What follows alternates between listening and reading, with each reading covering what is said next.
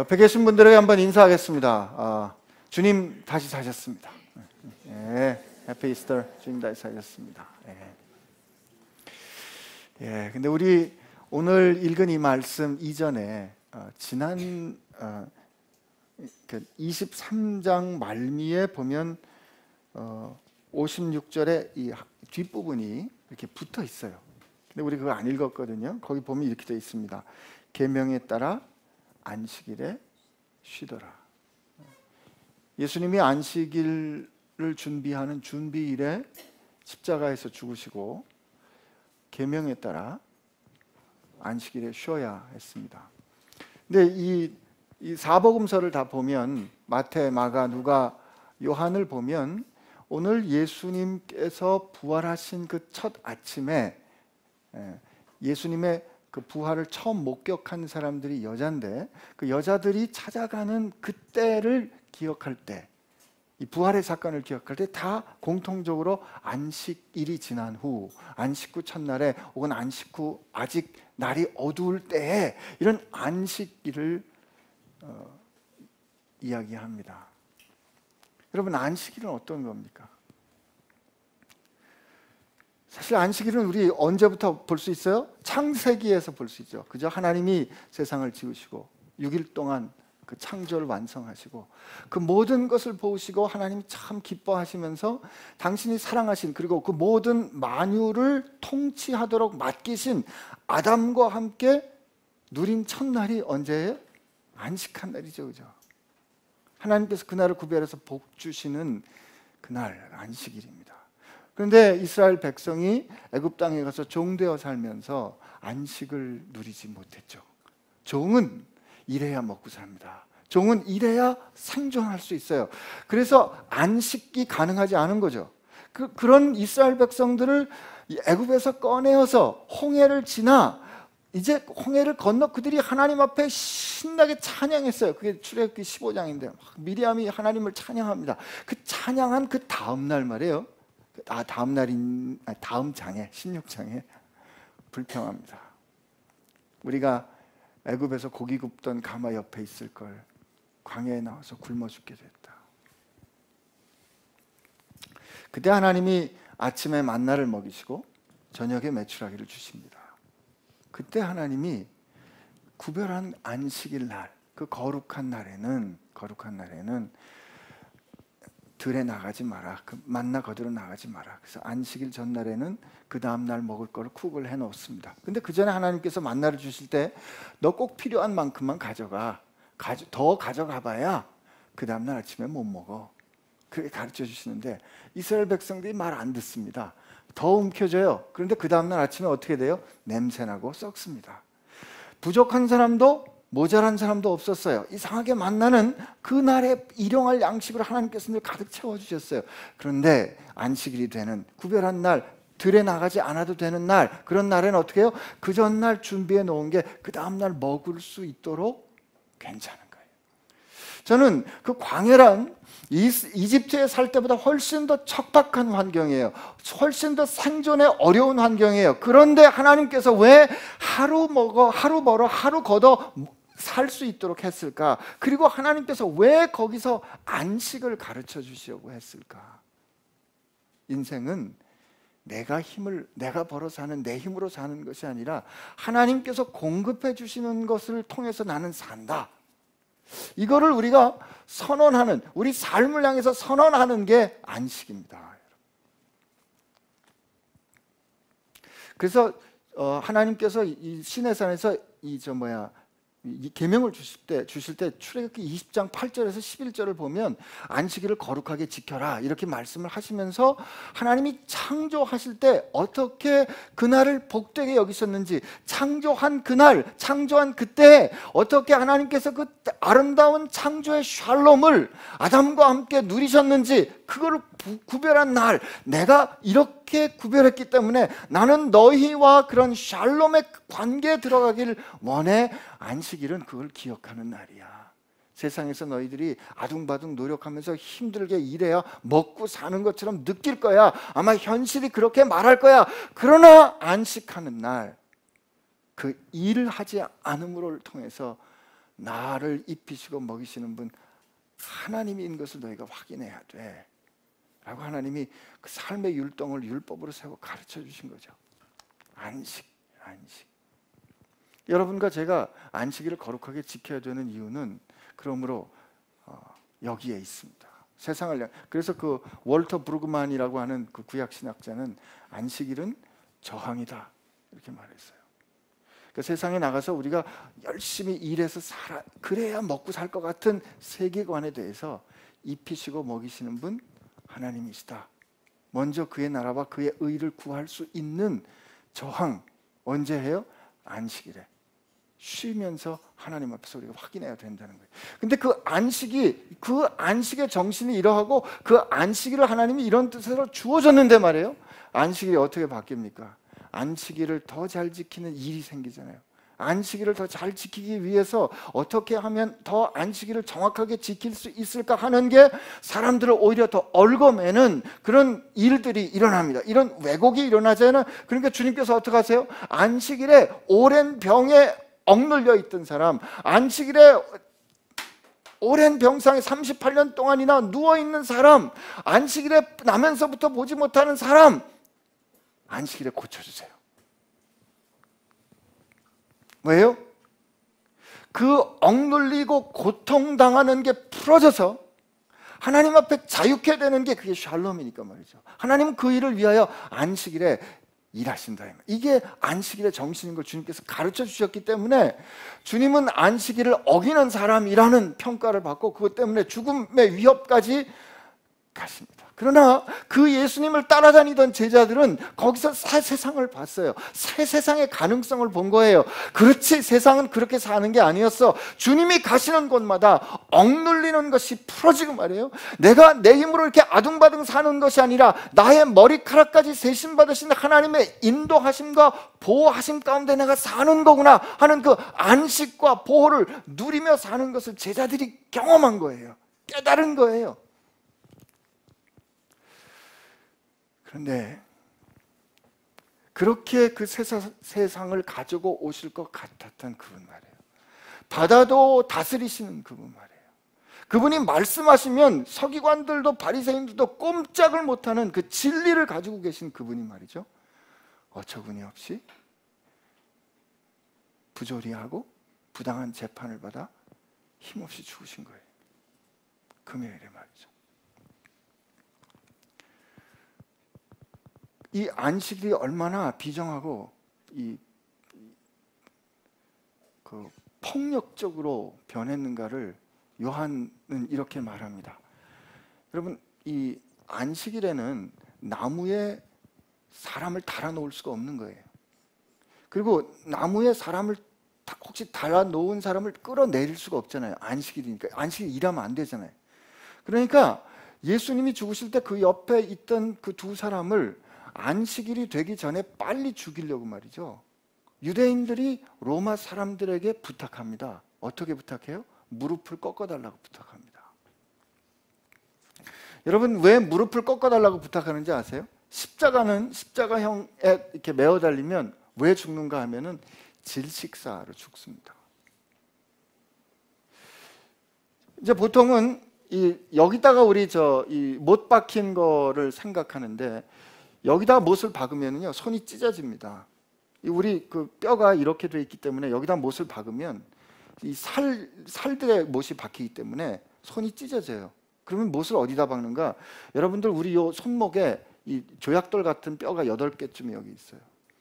그럼 대개 여기다 못을 박습니다.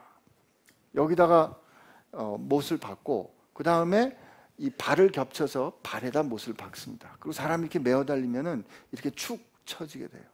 축 처지면 우리가 숨을 쉴 때는 힘을 써서 이렇게 가슴을 확장시켰다가 내쉴 때 훅 하고 꺼지는 건 이건 수동적인 운동이에요.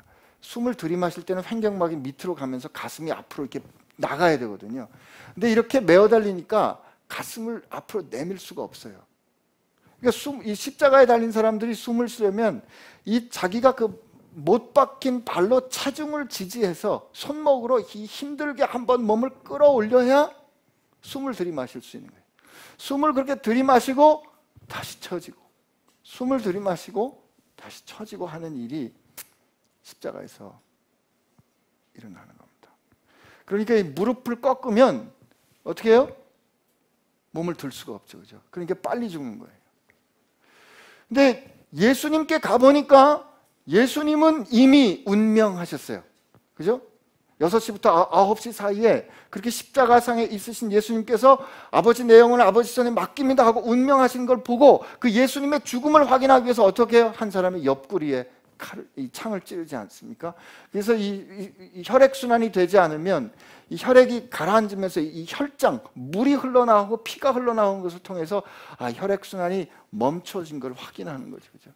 그 죽음을 그렇게 확인했습니다. 자, 왜요? 유대인들이 왜 이렇게 부탁을 해요? 안식일이 오기 전에 안식일을 거룩하게 지켜야 되니까 안식일 오기 전에 저자들을 빨리 죽게 해달라는 부탁을 하는 이 비정한 말이에요. 그때 그 죽음을, 예수님의 죽음을 봤던 여자들은 예수님께서 그날 아리마대 사람 요셉과 니고데모가 와서 그 예수님의 주검을 갈무리하고 그가 어디에 묻혔는지를 확인합니다. 여러분 한번 생각해 보세요. 그리고 그 다음날 안식일이 됐어요. 그 다음날 안식일이 됐어요. 근데 기가 막힌 건 말이죠. 세상이 아무렇지도 않은 거예요. 어떻게 저 거룩하시고 어떻게 저 공의로우시고 저 진실하시고 저 사랑 많으시고 그 하나님과하고 그렇게 가까우신 그분이 억울한 죽음을 당했는데 말이에요. 그 불법한 죽음을 당했는데 말이에요. 세상은 변함이 없는 거예요. 그리고 그 불법한 일을 저질렀던 사람들이 아무렇지도 않게 내가 하나님 앞에서 어떻게 계명을 잘 지키는 사람인지를 보이기 위해서 안식일을 거룩하게 지키는 모습들을 바라보는 여자들이 계명에 따라 안식을 한다고 했는데 여러분 안식할 수 있었을까요? 그 토요일 말이에요. 그 토요일. 주님께서 그렇게 성금요일에 돌아가시고 그 토요일에 이런 부조리한 날들, 아무런 일도 일어나지 않은 모든 희망도 끝나는 것 같은 그 토요일, 그 안식일을 이 사람들이 지난 겁니다.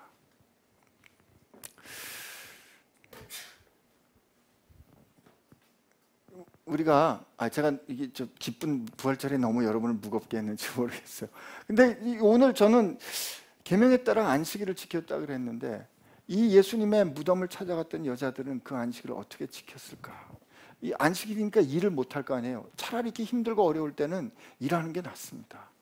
몸이라도 괴로워야 마음이 괴롭지 않죠. 마음은 고통스럽고 힘든데 내가 어디 가서 일할 수도 없을 때 말이에요. 가만히 움직이지 못하고 있을 때 마음의 고통이 아주 그냥 그 상경하게 살아나는 그 상체기를 느껴야 되는 거죠. 여러분 이게 이 적절한 비유는 아닙니다만 시집 못 가고 취직 못한 사람들이 제일 괴로운 게 언제인지 아세요? 명절입니다. 명절 돼서 식구들 이렇게 다 만나면 사랑해서 묻습니다. 결혼해야지. 걱정되니까 안부를 묻습니다. 이번엔 취직돼야지. 그렇게 염려하고 사랑하는 건 말이에요. 자기의 결혼하지 못하는 취직하지 못하는 그 현실을 다시 한번 사랑이라는 이름으로 발가벗겨 놓는 거잖아요. 그러니까 차라리 그런 사람들 명절에 집에 안 간답니다. 어디 가요? 공부하러 가든지 일하러 간다잖아요. 왜요? 괴로우니까. 오늘 그 안식일이 그렇지 않았을까는 싶어요. 하나님 앞에서 하나님이 다스리는 샬롬을 누려야 함에도 불구하고 저렇게 하나님의 아들이신 그분이 저렇게 죽으셨는데 아무 일도 일어나지 않는 그 토요일에 말이죠. 그를 사랑하는 사람이라면 아마 안식하기 어려웠을 겁니다. 그러나 그들은 그렇게 안식일을 지켜야 했습니다. 그리고 그 안식일 첫날에 간 거예요. 여기 보니까 안식 후 첫날 새벽에 이 여자들이 갑니다. 여기도 보니까 자매들이 조금 더 많은데요. 고맙습니다, 자매들. 여자들이 갑니다. 이게 전 지구상에 여성이 35 되잖아요. 여성이 절반, 남성이 절반인데 힘들고 어려운 사람, 아픈 사람이 있을 때 그 아픈 사람을 돌보는 그거는 여성입니다. 여성이 훨씬 많아요. 케어기버는 여성들이 훨씬 많습니다. 그리고 고통당하고 어려움을 겪는 사람들도 여성이 훨씬 많아요. 그런데 아프고 핍박받고 어려움 당하는 사람임에도 불구하고 돌봄을 베푸는 사람들은 여성들이에요. 여러분 고맙습니다. 이날도 그랬어요. 이날도 보니까 그 잘난 제자들 말이죠. 주님 죽을지언정 나는 주님을 부인하지 않겠습니다. 그렇게 말했던 그 잘난, 누가 더 크냐, 누가 더 예수님 옆자리에 앉을 거냐 말했던 그 잘난 제자들은 예수님 묻히신 곳에 가지 않았는데 여자들은 예수님께 갑니다. 여러분 마가복음에 읽어보면요 대책 없이 갔어요. 예수님 그 돌아가신 그 죽음을 어떻게, 그걸 사랑하는 마지막 표현이겠죠. 이들이 향품을 사갔다 그랬거든요. 향품을 사갔다는 말은 예수님께서 죽으셨다, 예수님께서 그 사랑하는 그분이 돌아가셨다는 걸 현실로 인정하는 거예요. 그 현실 앞에 지금 가야 되는 거예요. 그런데 마가복음엔 뭐라고 나오냐면, 그런데 그 무덤 앞을 돌을 막아놨는데 그 돌을 누가 굴려줄까? 그 무겁게 막아놓은 그 봉인된 돌을 누가 굴려줄까? 그래야 그 안에 들어가 향품을 바를 거 아니에요? 대책 없이 갔어요. 남자들 데리고 간 거 아니고요, 일꾼들 데리고 간 거 아니고요, 막달라 마리아와 또 다른 마리아와 그 몇 명의 여자들이 그냥 대책 없이 간 거예요. 전 이게 사랑이라고 생각합니다. 우리는 따져요. 어떤 필요가 있을 때 이건 이래서 안 되고 저건 저래서 안 된다는 건요, 그건 이래서 저래서 사랑하지 않는다는 뜻이에요. 사랑하면 대책 없이 갑니다. 그게 어떤 효과가 있을지, 어떻게 될지, 상황이 어떻게 풀릴지 모르고 그냥 간대. 여자들 돌 누가 굴려줄지 모르고 대책 없이 간 것 같아요. 걱정하면서 갔어요. 그런데 돌이 굴러가 있습니다. 돌이 무덤에서 굴려 옮겨진 것을 보고 3절에 보니까 들어가니 주 예수의 시체가 보이지 않습니다. 예상치 않았던 일이 일어났던 거죠. 가면, 향품을 준비해 갔다니 뭐예요? 가면 주님의 주검이 거기 놓여 있을 줄 알았어요. 근데 예수님의 주검이 안 보이는 거예요. 이로 인하여 그들이 근심할 때 문득 찬란한 옷을 입은 두 사람이 그들 곁에 섭니다. 여자들이 우리 5절부터 7절까지 한번 같이 읽어보겠습니다. 시작. 여자들이 두려워 얼굴을 땅에 대니 두 사람이 이르되 어찌하여 살아있는 자를 죽은 자 가운데서 찾느냐? 여기 계시지 않고 살아나셨느니라. 갈릴리에 계실 때 너에게 어떻게 말씀하셨는지를 기억하라. 이르시기를 인자가 죄인의 손에 넘겨져 십자가에 못 박히고 제3일에 다시 살아나야 하리라 하셨느니라 한데. 아멘. 이 사람들이 어떻게 해야 될지, 이게 도대체 무슨 일인가 당황할 때 천사가 흰 옷을, 거룩한 옷을 입은 사람들이 나타나서 이야기를 합니다. 어떻게 해요? 사신 분을 왜 무덤에서 찾아? 이렇게 물어보는 거예요. 살아있는 분을 왜 죽은 사람이 누워있는 무덤에서 찾아? 라고 질문을 해요. 지금 이게 더 모르겠는 거예요. 더 당황스럽죠. 아마 그랬을 것 같아요. 근데 그리고 나서 뭐라고 답을 그들에게 설명을 해주냐면, 너희가 찾는 예수님은 여기 계시지 않고 살아나셨느니라. 근데 이때 여기 계시지 않고 살아나셨느니라 라고 하는 이 살아나셨느니라 라고 하는 그 원문의 뜻은 일으킴을 입었느니라, 이런 뜻이에요. 그러니까 일으키다라는 사역동사예요. 사역동사인데 그게 수동태로 표현되어 있어요. 그러니까 그분은 여기 계시지 않고 일으킴을 입으셨느니라. 이걸 그래서 신학자들이 divine passive라고 그래요. 거룩한 수동태라고 그래요.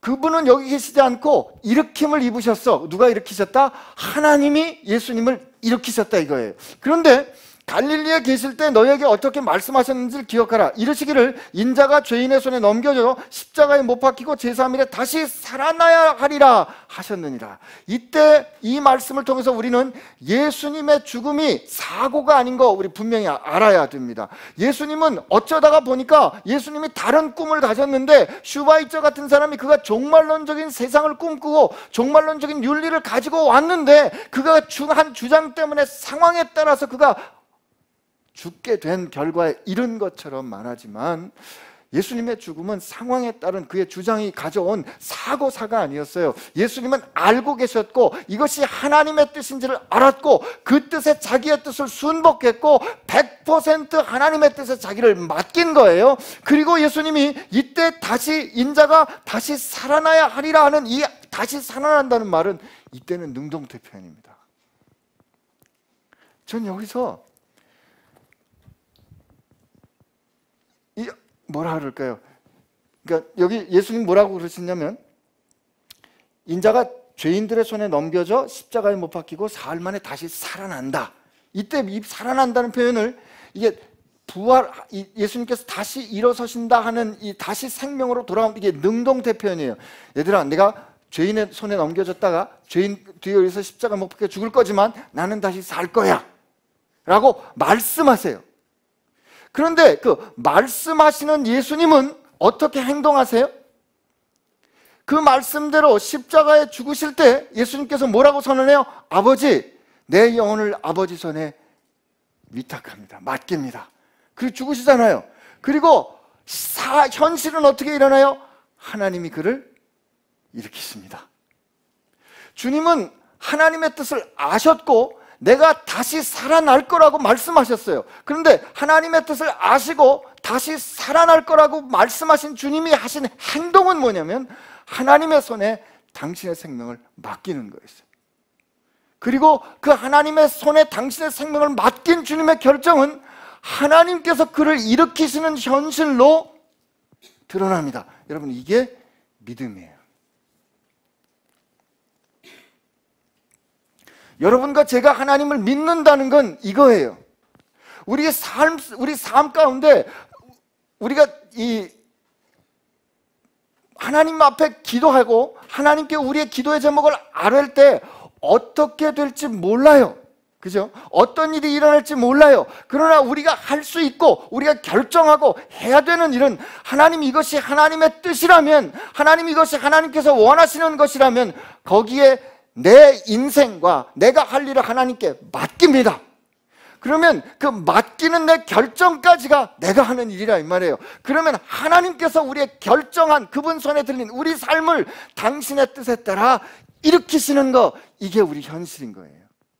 우리는 하나님이 일으키시는 이 하나님께서 하실 일을 내가 해야 될 것처럼 내가 이거 할 수 있도록 힘을 주세요 이렇게 기도하기 때문에 헷갈리는 거예요. 여러분, 하나님이 우리에게 말씀을 주시고 그러면 하나님께서 우리에게 말씀을 주셨으면 우리가 거기 믿고 죽게 돼야 하거든. 그냥 죽으면 되는 겁니다. 그러면 하나님이 다시 일으키실 겁니다. 우리가 하나님의 뜻에 따라 가는데 상황이 생각대로 이게 하나님이 계시다면 이렇게 되면 안 되는 거 아닙니까? 이렇게 상황이 전개될 수 있어요. 여러분, 십자가가 아주 전형적으로 그런 사건입니다. 하나님의 공평과 정의가 있다면 예수님은 이렇게 죽으시면 안 되는 거였어요. 그러나 우리가 보이는 현실은, 경험되는 현실은 그렇게 불법적이고 부조리하게 그분이 죽어가시잖아요. 그죠? 그러나 이렇게 십자가를 따라 죽으시는 게 하나님의 뜻인 것을 그가 알았기 때문에 거기 온전히 자기를 맡깁니다. 그랬을 때 하나님이 그를 일으키신 것처럼 여러분과 제가 성금요일과 같은 현실에서 혹은 그 다음에 안식할 수 없는 안식일과 같은 현실에서 하나님의 뜻에 머물러 있을 때 하나님은 안식 후 첫날 부활하는 아침에 우리를 일으키실 겁니다. 근데 주님께서 이렇게 말씀하신 그것을 천사들이 확인해 주니까 그제야 그들이 말씀을 기억했어요.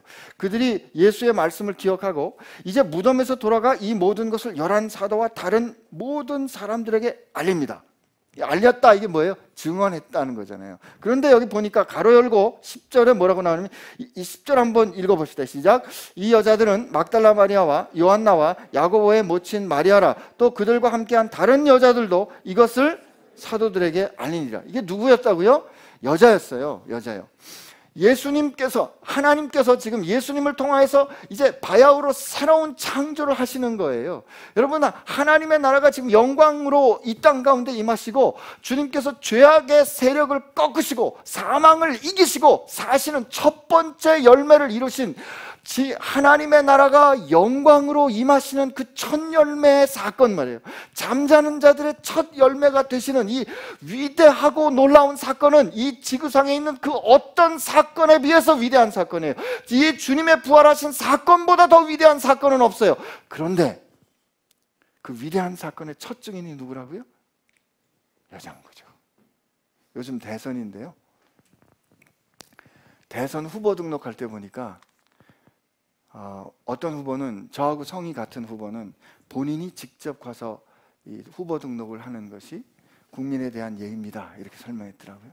그렇지 않은 다른 후보들은, 다른 일정이 있는 분들은 그래도 그 후보, 이 대통령 후보를 대신해서 대리인으로 후보 등록을 하는데, 그 사람들이 그래도 되게 급수가 어느 정도 돼요? 사무총장쯤 됩니다. 저 밑에 임시직으로 가서 아무 이름도 능력도 모르는, 그 말에 아무도 귀 기울이는 사람이 가서 대통령 후보 등록 안 하더라고요. 대통령 후보 등록이라는 중요한 일은 누가 그 메시지를 전해야 된다, 누가 그 일의 증언이 돼야 된다, 그 정도 격을 가진 사람이 해야 된다 이거예요. 그래서 사무총장들이 가고 본인이 가고 하는데, 지금 이 역사 가운데 다시 그보다 위대할 일이 없을 그 역사적인 사건이 일어났는데, 하나님은 그 역사적인 사건의 증인을 누굴 삼으셨다고요? 여자를 쓰신 거예요. 여러분, 1세기의 그 컨텍스트에서 여자는 증언하는 파워가 없습니다.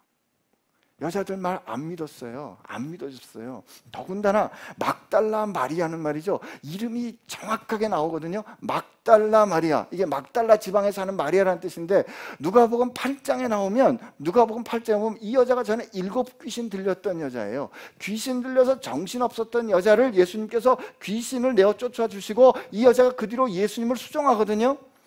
마가복음 16장에 보면은 이 후대에 이게 붙인 것 같은데, 후대에 붙이는 그 사건에도 막달라 마리아 이름이 나오면서 전에 7 귀신 들렸던 여자라고 소개합니다.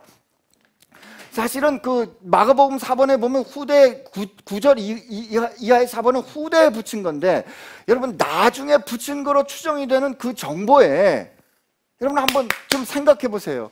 이게 중요한 얘기잖아요. 예수님께서 부활하신 그 이 사건을 증언해야 되는데, 여자들은 원래 증인으로 잘 안 쳐줘요. 여자들이 말한 거 인정 안 해주는데, 그 여자 중에도 또 어떤 여자라고요? 전에 귀신 들려서 정신 사나운 여자인 거예요. 그럼 내가 전에 정신 들려서 정신이 사나웠었다 그래 봅시다. 그런데 굳이 그 말 거기다 쓸 이유가 뭐가 있냐고요. 쓰면 이거 바보 아니에요? 의도를 가지고 이 스토리를 만들어내려면 이건 바보 같은 짓이에요. 그런데 왜 이 이야기를 굳이 쓸까? 첫 번째, 그건 그렇게 일어났기 때문에 그래요. 이게 일어난 일인데 어쩌겠어요. 첫 번째고요, 이게. 두 번째는요, 저는 그 하나님의 가슴이 좋습니다. 위대한 일은 자격이 되고 능력 있는 사람에 의해서 증언돼야 한다. 이게 세상의 정리거든요. 근데 하나님은 그렇게 하지 않으시고, 그 위대한 일, 새 역사와 새 창조가 바이오를 흘러대는 완전한 모범이 되는 그 예수님의 부활의 첫 증인을 아무도 들어주지 않는 사람을 하나님은 쓰시는 그 하나님의 가슴. 하나님이 그렇단 말이죠. 여러분과 저를 왜 증인으로 안 쓰시겠어요? 이 중요한 일에 하나님께서 그 정신 나간 여자를, 정신 나갔던 여자를 쓰셨다는 말이죠. 하나님을 증언하는 일에 여러분과 저를 하나님이 왜 안 쓰시겠냐고요. 여러분이 이 부활의 날에 그 하나님의 가슴을 좀 느끼고 돌아가시기를 바랍니다. 이 못난 남자들 말이죠. 사도들 뭐라고 얘기했다고요? 허탄한 듯 들었다 그래. 이게 정신 나간 소리 하고 있는데 이 뜻이에요. 이게 그 라틴어 번역을 보면 이 딜리리움 이게 뭐냐? 저 환자들이 그 중환자실에 오래 있으면 이 오리엔테이션이 바뀌어가지고 자기가 지금 어디 있는지 막 모르거든요. 그렇게 왔다 갔다 하는 거를 그걸 선망, 딜리리움이라 그러는데 이 딜리리어스 그런 거로 여겼어요. 이 바보 같은 남자들이 말이죠. 형제들은 회개할지어다. 근데 여기 보니까 사도들은 그들의 말이 허탄한데 듣지 아니하나 그래도 이 베드로가 일어나서 무덤에 가서 구부려 보니 세마포만 보이는지라 그 된 일을 놀랍게 여기며 집으로 돌아가네요. 여러분 이때 베드로도 이 가서 이상하다. 왜 세마포만 있지?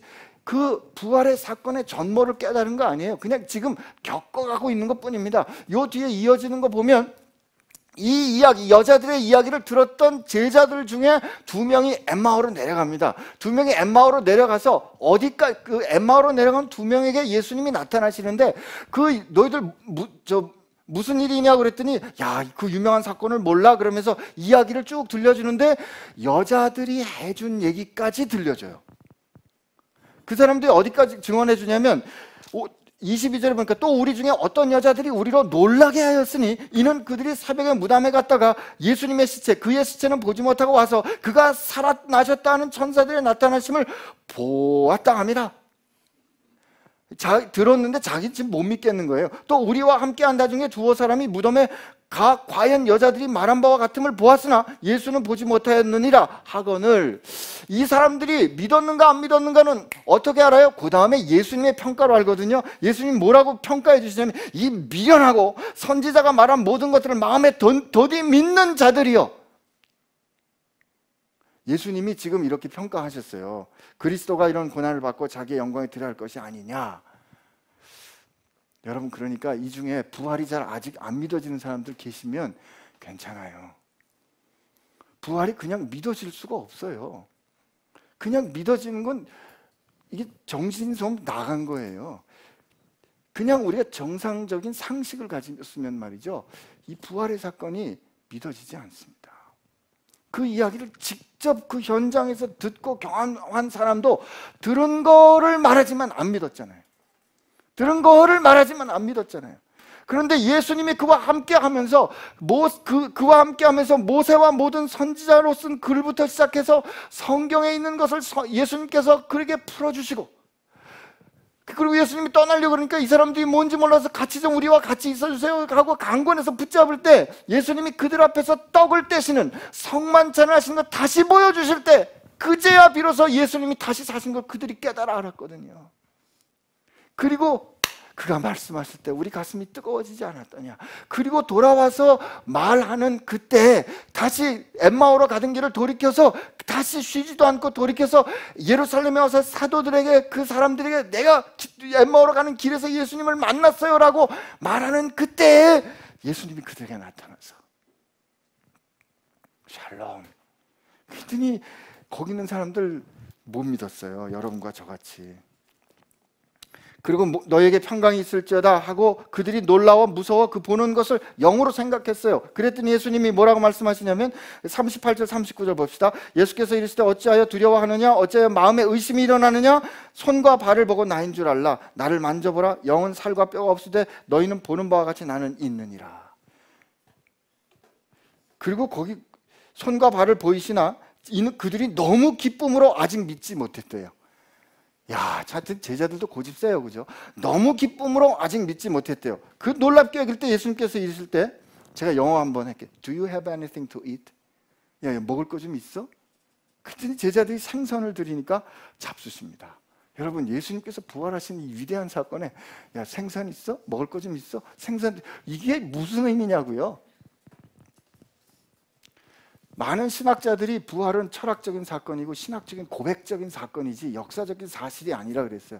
그렇다 그러면 말이죠, 예수님 먹을 거 좀 있니? 여기 생선 있는데요, 생선 한 토막 반 토막 드신 거 아무런 의미가 없는 거거든요. 그러나 왜 그랬을까? 예수님의 부활은 영의 부활이 아닌 완전케 된 몸의 부활이었음을 우리에게 가르쳐주고 증언해 주는 겁니다. 여러분, 이 부활의 증언은요 굉장히 생경하고 낯설고 이게 체계적이질 않아요. 왜 그랬을까? 아무도 경험해 본지 않았어요. 아무도 상상할 수 없는 일이에요. 하나하나가 다 충격과 놀람과 두려움과 경이었어요. 그것을 지금 우리에게 전달해 주는 거란 말이죠. 오늘 우리가 이 부활의 사건에 참여합니다. 여러분과 제게도 부활의 사건 여전히 믿기 어려운, 믿기에는 너무 좋은 현실이거든요. 그때 예수님께서 오늘 우리 곁에 함께 있어서 이 미련하고 선지자가 말한 것들 더디 믿는 자들아 라고 주님께서 우리에게 반드시 가르쳐 주실 줄로 믿습니다. 다만 그냥 어린아이처럼 그분 곁에 머물러 있기를 바랍니다. 여러분, 그리고 기억하십시오. 이 부활의 증언은 그 목사님같이 신학 공부한 분들이나 하는 것이 우리는 못합니다 라고 혹시 우리 가운데 생각하는 사람들이 있다면, 하나님은 그 위대한 사건을 누구를 쓰셨다? 그 정신 사나웠던 여자를 쓰셨던 그거 사실 기억하시고, 여러분 지금 이 세상엔 말이죠, 지금 이 세상엔 주님께서 이 부활하신 영광의 날 그 빛이 밝았음에도 불구하고 안식할 수 없었던 그 안식일, 그 토요일과 같은 삶을 사는 사람들이 많이 있습니다. 오늘 여러분 가시면서 이 봉투 하나씩 받으실 건데요, 오늘 우리 기도 후에 목사님께서 잠깐 그 이야기 들려주실 텐데, 여러분들이 만나게 될 이 봉투 안에는 그 토요일과 같은 삶을 사는 아이들이 있어요. 새날, 새 시대가 열렸는데 그 아이들은 그 안식의 소식을, 그 새로운 부활의 기쁨을 듣지 못한 거죠. 그 안식할 수 없었던 안식일을 지내야 했던 사람들이 이제 그들이 돌이켜서 기쁨이 폭발하고 세상에 나가서 이 세상을 뒤집어 놓는 변화를 일으켰던 건 말이죠. 그들이 가만히 앉아서 묵상하고 깨닫고 궁구해서 아하 하고 철학적인 깨달음을 얻었던 것이 아니에요. 그들 가운데 폭탄처럼 폭발하듯이 부활이라는 현실이 그들 가운데 들어온 거란 말이죠. 그들은 상상도 못했어요. 기대하지도 못했어요. 그러나 부활하신 주님이 그들의 삶 가운데 찾아오셨단 말이죠. 이게 우리가 겪은 부활이고, 우리가 그 소식을 누군가에게, 그 영광의 부활의 주님의 현실을 그들에게 그렇게 찾아가 줘야 돼요. 이 봉투 안에 들어있는 아이들은요, 자기들 힘으로는 죽었다 깨나도 그 토요일의 현실에서 벗어날 수가 없어요. 그 토요일의 죽음과 같은 현실에 벗어날 수가 없다 그러면 그때 누군가 부활의 소식을 들고 그들에게 찾아가 줘야 돼요. 주님 다시 사셨다. 오늘 이 아파하는 세상, 안식해야 될 날에 안식하지 못하고 여전히 아파하는 저 세상을 향해서 안식 후 첫날을 경험하신 여러분들이, 우리의 자격은 이미 다 아신 그분께서 증인 삼기로 결정하셨던 거 기억하고 그 부활의 현실을 증언하시는 여러분들의 시길 축복합니다. 우리 같이 하나님 앞에 기도하겠습니다.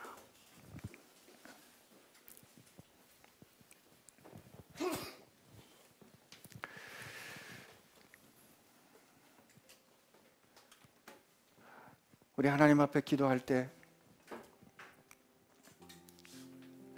주님, 저도 이 제자들처럼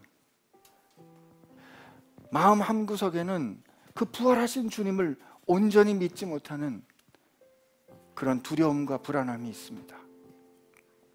주님이 그들과 함께하여 그들에게 말씀하여 주셨을 때 그들의 가슴이 뜨거워졌던 것처럼 오늘 이 아파하는 세상을 향하여서 영원한 생명 되신 그 주님, 살아계셔서 역사하시는 그 주님을 증언할 수 있도록 엠마오의 제자들을 만나주신 주님, 그 여자들 만나주신 주님, 오늘 저를 만나주시고 저로 하여금 세상에 나가 증언하게 하여 주시고, 아버지, 당신의 마음이 있는 곳에, 당신의 결정이 있는 곳에, 당신의 생각이 있는 곳에 나의 마음도, 나의 손도, 나의 눈도, 나의 발길도 가게 하여 주옵소서.